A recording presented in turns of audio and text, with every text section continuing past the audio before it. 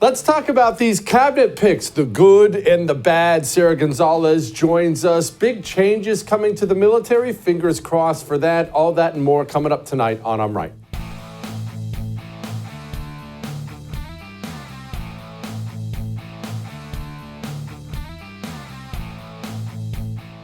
Okay, so the cabinet is filling up. You see what I just did? No, I'm talking about Donald Trump's cabinet.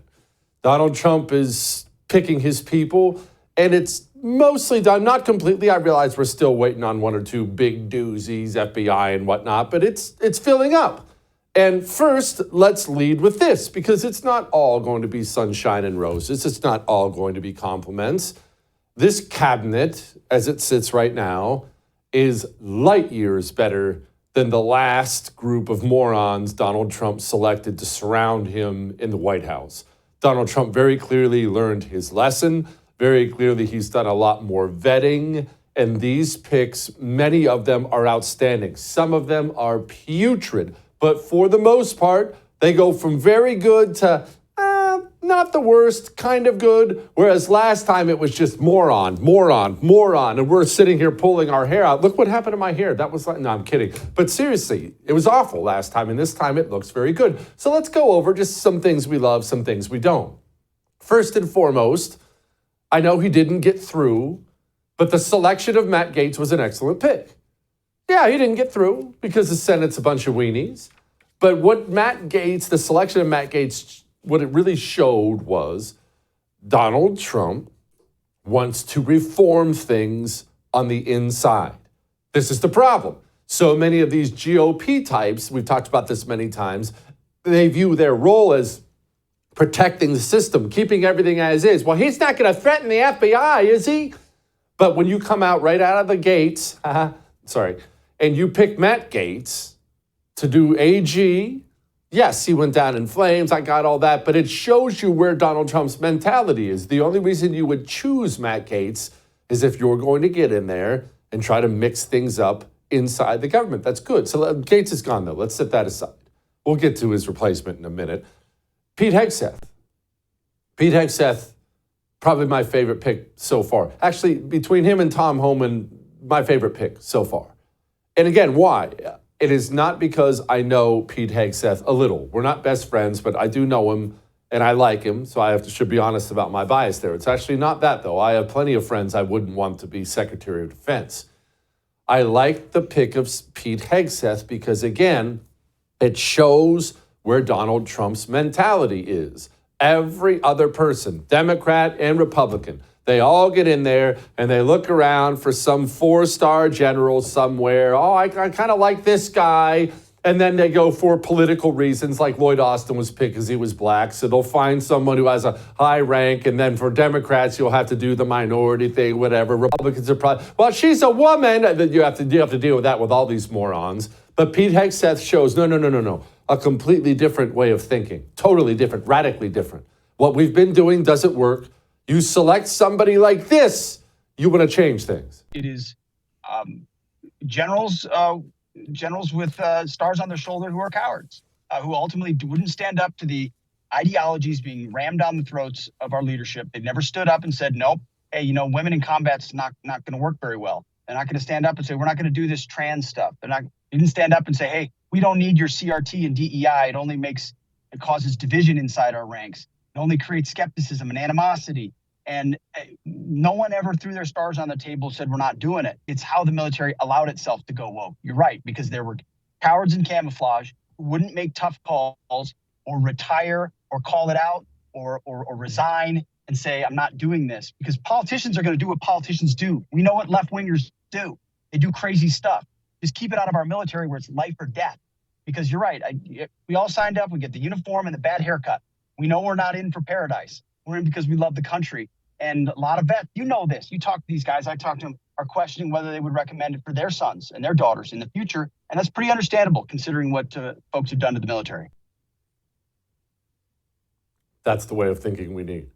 Is Pete Hegseth, by the way, I'm not telling you any of these picks are going to get through. I already brought up Matt Gaetz right off the bat, who already didn't get through. This is not about what the weenie Senate does or doesn't do. This is where Donald Trump's mind is, the kind of people he's picking.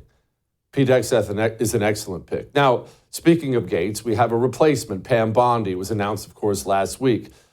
Florida AG Pam Bondi. I do know some people now. I've been doing media for 6 years now? So after this much time, I do know a lot of people in politics, and I certainly know a lot of people in Florida politics.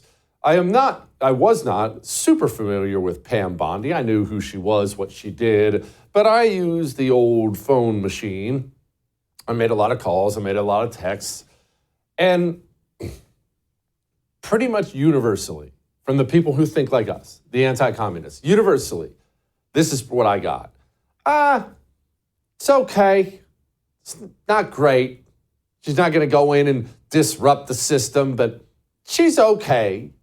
So it's not what Gates would have been. MSNBC doesn't appear to like it. Pam Bondi is exactly what I was saying in the last segment that we should all fear, because she's competent. We may not agree with her ideologically, but she actually knows how to do this job. So if anyone on the Democratic side or anyone who cared about liberty or justice was thinking, well, maybe Matt Gaetz will screw this up and that'll give us some time. No, Pam Bondi knows what she's doing. She knows what she's doing about immigration. Remember, Florida is one of those states that's been very aggressive about migrants and deportation and moving people to different states and everything else like that. Florida has enacted all sorts of rules and laws to curtail students and what they can do on campuses and finding legal justifications for manipulating education money. She is a dangerous and effective pick, and that's frankly worse than what we would have got with Matt Gaetz, even with the deplorable moral background that he has. Okay, you hear MSNBC talk like that, gives you a little bit of hope. Let's do a wait and see thing on Bondi, okay? So we had the good, the Hegseths, the Holmans, the Gates. We have the wait and see picks. Let's move on. Because in all fairness to Donald Trump, we should talk about Marty McCary, the selection for the head of the FDA. This guy selected for the head of the FDA, combined with RFK Jr., head of HHS, very good thing. The greatest perpetrator of misinformation during the pandemic has been the United States government.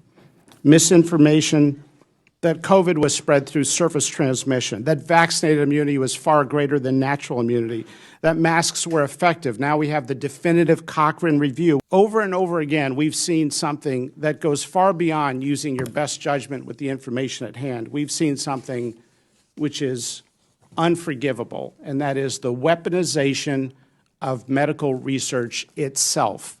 The CDC putting out their own shoddy studies, like their own study on natural immunity, looking at one state for 2 months, when they had data for years on all 50 states. Why did they only report that one sliver of data? Why did they salami slice the giant database? Because it gave them the result they wanted. Same with masking study. Well, the data has now caught up in giant systematic reviews, and the public health officials were intellectually dishonest. They lied to the American people. Thank you.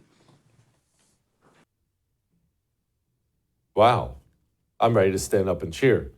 So again, there are some really, really good picks we can feel good about. And there's wait and see picks like Pam Bondi. And then there's some bad ones. Man, I don't know what you want me to say. There's some bad ones. And a lot of this probably comes back to Donald Trump and COVID, which, let's be honest, you're probably already wincing. That was the worst Donald Trump we've ever seen. We had a pretty good president for 3 years, deregulated the economy, secured the border, knocked things out. And then we got a chest cold from China. He lost his friggin' mind, handed the country to Fauci, and passed Operation Warp Speed, that disastrous piece of legislation that has poisoned the American people to and fro. Donald Trump still brags about Operation Warp Speed to this day. He just did so recently on social media. Bragged about his COVID response. To call this a blind spot would be very, very kind. But we're all hoping, because all these reformers and how he's come around on some things, we're hoping, hey, maybe at least he's going to back off of some of the COVID insanity stuff that he still brags about. He came out with this Dr. Janet lady for Surgeon General, and, well, here she is. First of all, vaccines save lives, and I am so excited, and I thank and I commend Facebook and Mark Zuckerberg for taking action. As a doctor, I'm concerned for safety. I'm concerned, are we going to see an uprise in back alley abortions? Am I going to see young teenagers trying to involuntarily hurt themselves by trying to self-abort their fetuses out of fear and not knowing what to do and not having alternatives? Here's the problem. Delta is different, and that's why the American Academy of Pediatrics is recommending that if you're going to be in a classroom, in a crowded classroom, then you want to protect yourself, wear a mask. Because a lot of kids, for example, under the age of 12, they can't be vaccinated. I know that the CDC has updated its guidelines. If you've been exposed to someone who tested positive for coronavirus and you are symptom-free after 10 days, then you are cleared to go back to work. If you are symptom-free for 7 days with a negative COVID test, then you're also free to go back to work. But the baseline remains that you should still monitor your symptoms, wear your mask, and practice social distancing. In fairness, she has come out recently and walked away from a lot of those comments, but what does that really show? What do all those comments show? Well, when the rubber meets the road, when it was crunch time, she's a servant of the system. Believes what the system says what the system wants her to say. To have that at Surgeon General, no, it's not the end of the world, right? We can still have a secure border, a better economy. It's not the end of the world. It's a really, really, really bad pick, and there's no way around it. It's really bad, and to be honest with you, I hope the GOP Senate shoots it down. That's the truth. Marco Rubio is not a great pick. I understand why, and I'm not overly stressed about it, as I told you before, because he's going to be Secretary of State, but Marco Rubio does not align with Donald Trump on many, many things. He does not align with a lot of things. He's very much one of these neoconservative types. I have concerns there. Concerns. Not grave concerns, but I'm worried. Kristi Noem is a terrible pick for DHS. Kristi Noem sucks. She's awful. Completely weak. Had a couple benefits to her reputation, and the fact that she's hot certainly helps. But Kristi Noem's awful. But Tom Homan's going to be the border kind of immigration czar type, and let's hope he can mitigate some of that. Overall, I'm pretty happy. I will tell you right out of the gates, we looked awesome.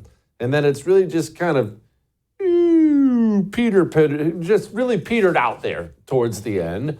But pretty decent cabinet and certainly a lot better than what we had before. All that may have made you uncomfortable, but I am right. Maybe you're just sitting there right now saying, Jesse, I'm so offended. I'm so mad at you. All that means is that your T levels are too low, all right? If you can't handle any criticisms or offensive talk, it means your T levels are low. Don't get mad at me. Get mad at yourself. Get mad at yourself for not having purchased a male vitality stack from Chalk yet. Natural herbal supplements. 20% increase in your testosterone levels in 90 days. You want to be ready to go. You want to feel like $1 million. You want to stop getting offended at TV shows. Go to chalk.com/JesseTV. Take advantage of the Black Friday special running the entire month. Huge discount, free bonus product. Go, get some. We'll be back.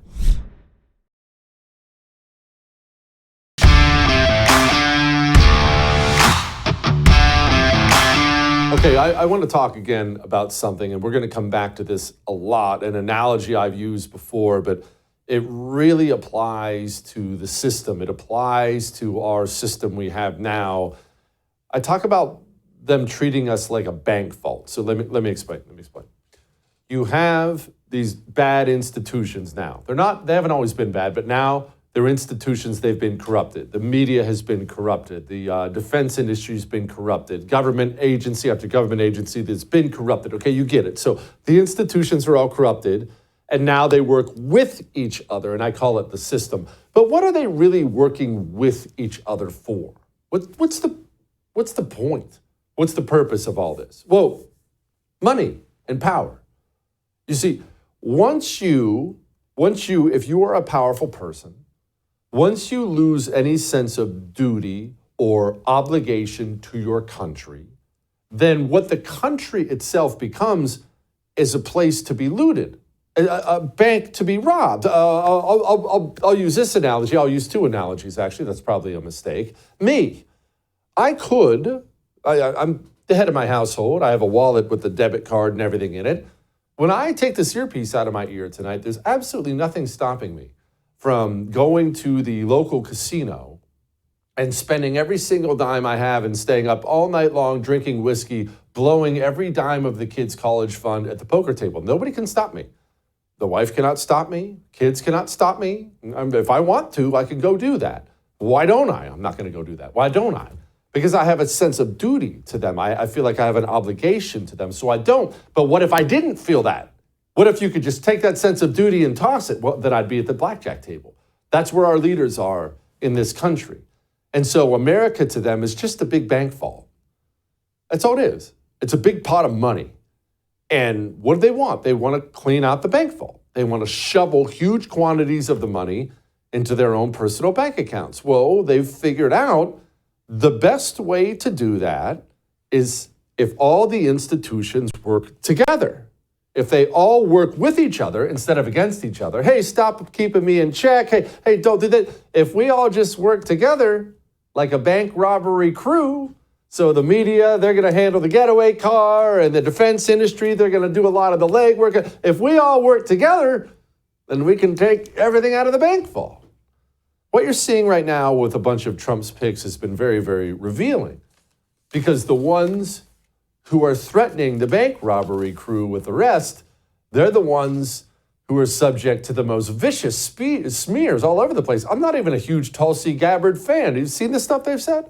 She's a critic of U.S. intelligence operations. She has promoted Russian propaganda. Your fellow Democrat, Debbie Wasserman Schultz, called her, quote, likely a Russian asset. Now, you and Tulsi Gabbard are both veterans. You served with her in the House. What do you think of her? Well, I think she's compromised. I think by going to Syria and basically backing a brutal dictator there, Russian-controlled media called her a Russian asset. So I do think that we have a real deep concern whether or not she's a compromised person. And frankly, the U.S. intelligence committee, the U.S. intelligence community has identified her as having troubling relationships with America's foes. And so my worry is that she couldn't pass a background check. Wow. The intelligence community has a big problem with Tulsi Gabbard. Huh. That's interesting. That's a United States senator right there calling her compromised. Not exactly a light accusation, is it? Especially from somebody who's spent her career in the military. Of course, it's not just Democrats. Remember, you have low-T GOPers like the low-T GOP mascot, Senator Naked Ken Doll Langford, immediately ran to the cameras and started echoing those sentiments. Does anything about her concern you? Well, we'll have lots of questions. She met with Bashir Assad. We'll want to know what the purpose was and what the direction for that was. As a member of Congress, we'll want to get a chance to talk about past comments that she's made and get them into full context. So sure, there's comments that are floating out there, but we want to be able to know the rest of the story. Oh, we're very, very concerned. Well, why all the opposition to Tulsi Gabbard? She has a very, very opposite view of foreign policy that we've currently had. But compromised? Russian asset? Well, again, this all comes down to money. Don't ever, ever, ever believe this is about freedom or Ukraine or stopping Putin or any of the other things that people on television lie to you and me about all the time, Republican and Democrat. This is all about money. And continuing the Russian-Ukrainian war means vast quantities of money and power for everyone in the system here in America. It's good television. It's good money for the media. I don't have to tell you why it's good for the defense contractors. You know why it's good for generals and admirals. No better way to get promoted and become a war hero than by having your fingers and toes in a war somewhere. It's good for American politicians who not only get campaign contributions from those defense contractors, they also get to be seen as tough and patriotic. And that's why losers like Mitch McConnell get up and they tell you the most important thing in the world is Ukraine. providing assistance for the Ukrainians to defeat the Russians. That's the number one priority for the United States right now, according to most Republicans. That's sort of how we see the challenges confronting the country at the moment. Of course, what's he talking about? Whenever he said that, remember when he said that, because those comments were a little while ago, we all looked around and said, according to most Republicans, what? I mean, look, even if you're super hot on the whole Russia-Ukrainian thing, and you may be, it wouldn't be your number one issue. It might not crack the top 5. So what Republicans is he talking about? Well, he's talking about the other establishment Republicans, the other members of the system. It's not only Democrats who are members of the system. They want this thing to continue forever for money. America is not some wonderful, blessed place in these people's eyes. It's not some place with wonderful traditions. It's not some place with wonderful people, land of the free, great history. That's how you look at America. That's how I look at America.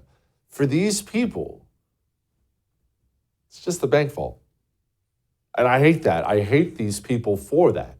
I hate that they don't feel any sense of duty to you or me or to our children or to the country we have. But they don't. No sense of duty to that at all. Those thoughts, they never even cross their mind. It would be like asking a fly its thoughts on calculus.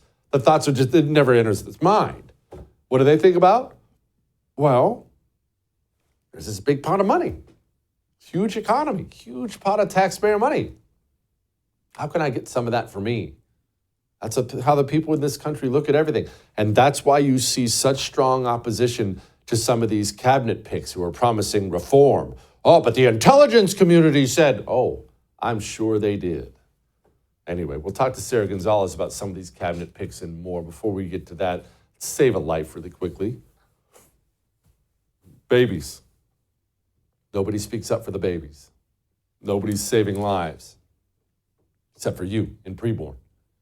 You see, we want laws to save lives, and I'm fine with laws, right? We want to ban here and ban that, but the abortion pill, it's moved every home into being an abortion clinic. The average abortion clinic now is the home of a teenage girl.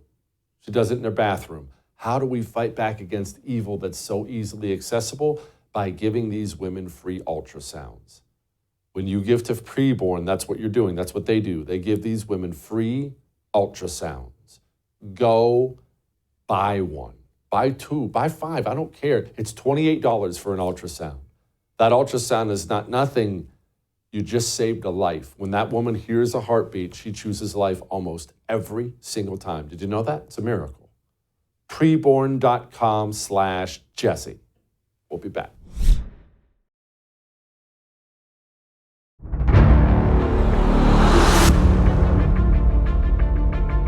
Trump's new border czar, Tom Homan, has said that he is willing to arrest leaders like yourself for standing in the way of these policies that they want to enact. Would you be willing to go to jail for these things? Yeah, I'm not afraid of that. Yeah, he is. Yes, he is. What we're seeing here is audition season. Every time I listen to this, I was just sitting there listening, just shaking my head. This is audition season for every single scumbag communist in this country trying to get promoted, and they're all going to try to get promoted to the next gig by acting like they love the illegals so much, and we'll lay down and die for them. Joining me now, the great Sara Gonzales, host of Unfiltered on the Blaze TV. Hey, Sarah, tell me, you think that effeminate little dork is going to be standing in front of the tanks to protect Pedro? That gangly soy boy is going to do nothing of the sort. Nothing of the sort. By the way, Jesse, I do notice that you have the Gonzalez on to talk about illegal immigration. I don't think that's a coincidence. No, look, I wanted to make sure we were being respectful in every way. I understand that you didn't cross the border crossed you, Sarah. That's all.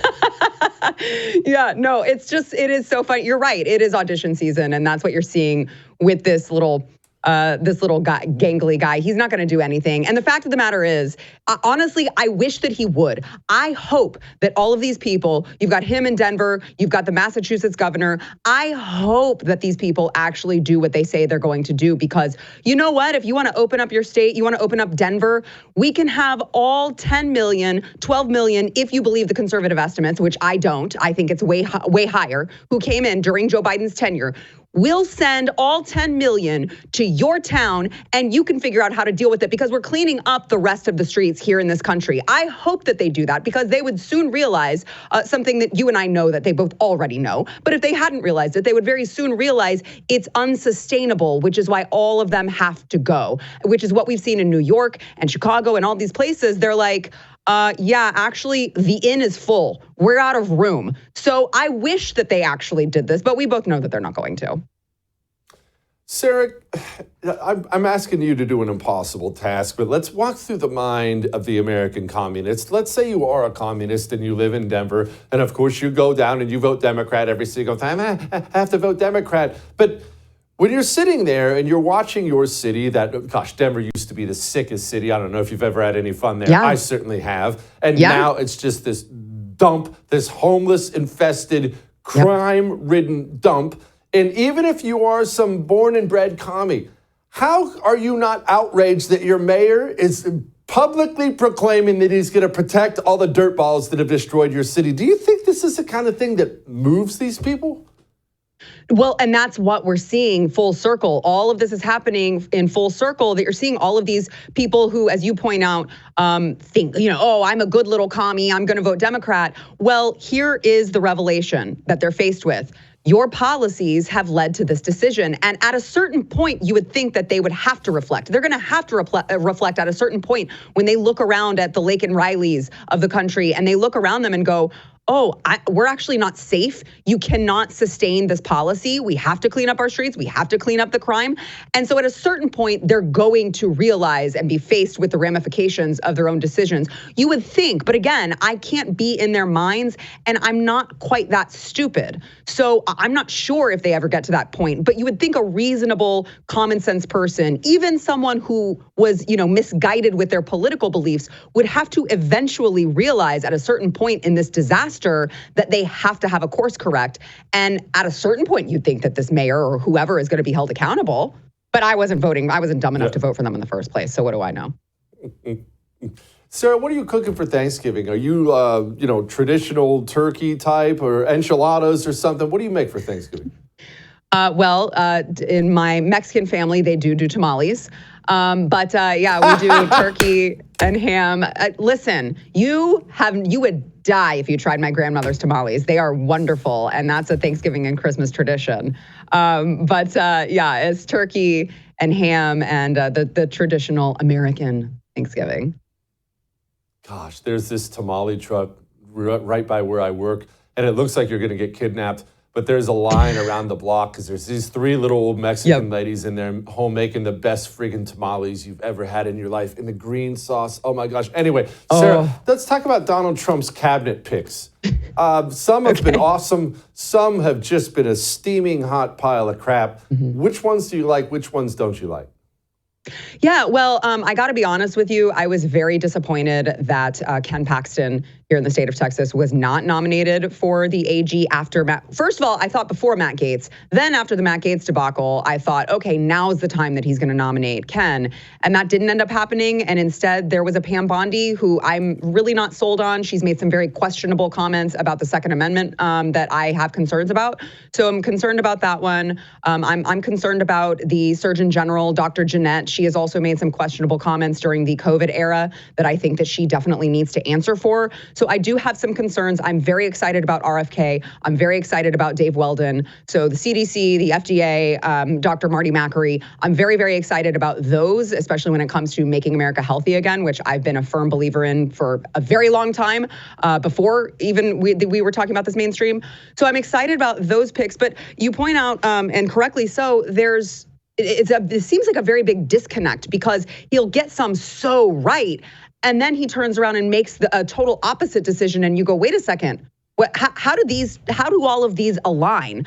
It seems to be, a little bit I don't know, concerning. Linda McMahon, Department of Education, I can't figure that one out either. I don't think that she really wants to abolish the Department of Education, which is what we were sold. So, I mean, listen, I want to trust the plan. I'm just proceeding with caution, but I'm very excited about the Department of Government Efficiency if they do what they say they're going to do, which is, of course, another concern.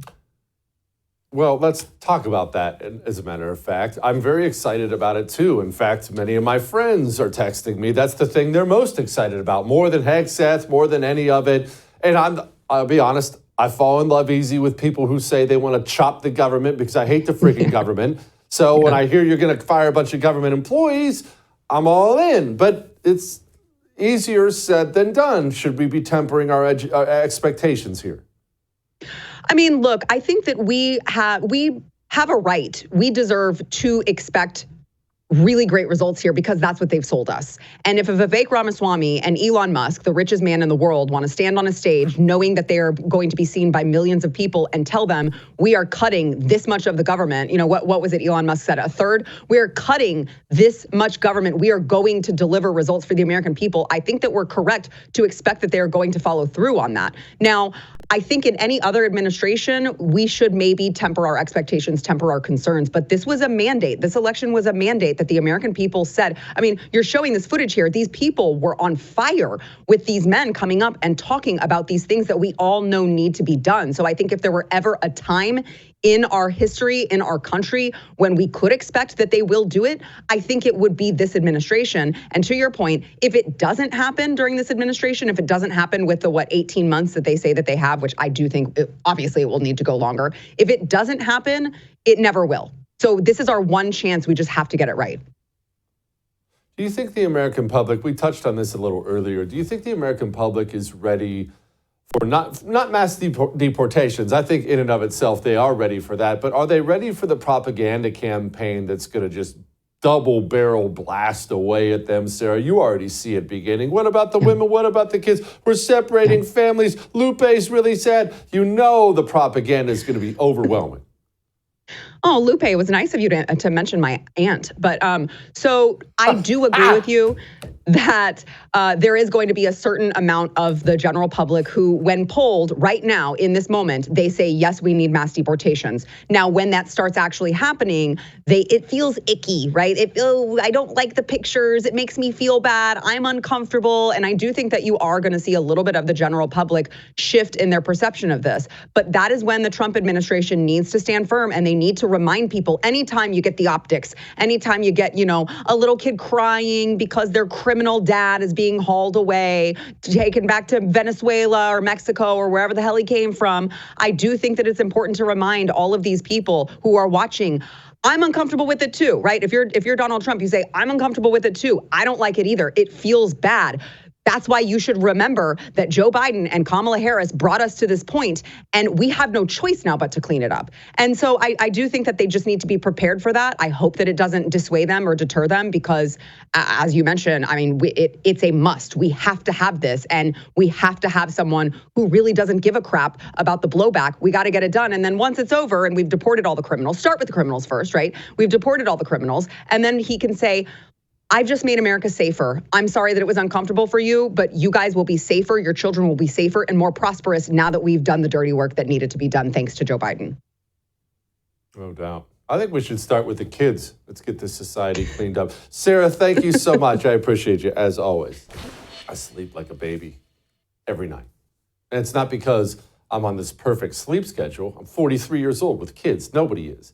It's because whenever I think I might not have a good night's sleep, I reach for Dream Powder from Beam. And previously, when I've told you about Beam, because it's natural. You wake up and you feel great. That's the difference. But when I've told you about Beam before, I told you mine was always cinnamon chocolate. I think it's cinnamon cocoa, they call it. It's delicious.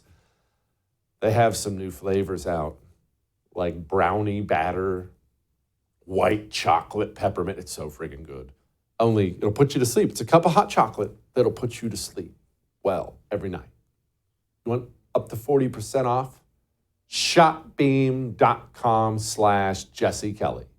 We'll be back.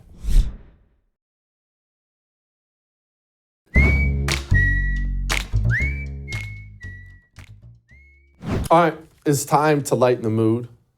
And I'm just gonna put it out there. If you've watched this show for any length of time, you've heard me talk about this before, but it's Thanksgiving week. We're all excited. We're going to gather with family and be thankful and pray about things. But I'm praying for you this year. I want you to know that. I'm praying that you will upgrade your life and stop eating garbage turkey for Thanksgiving. You see, turkey sucks.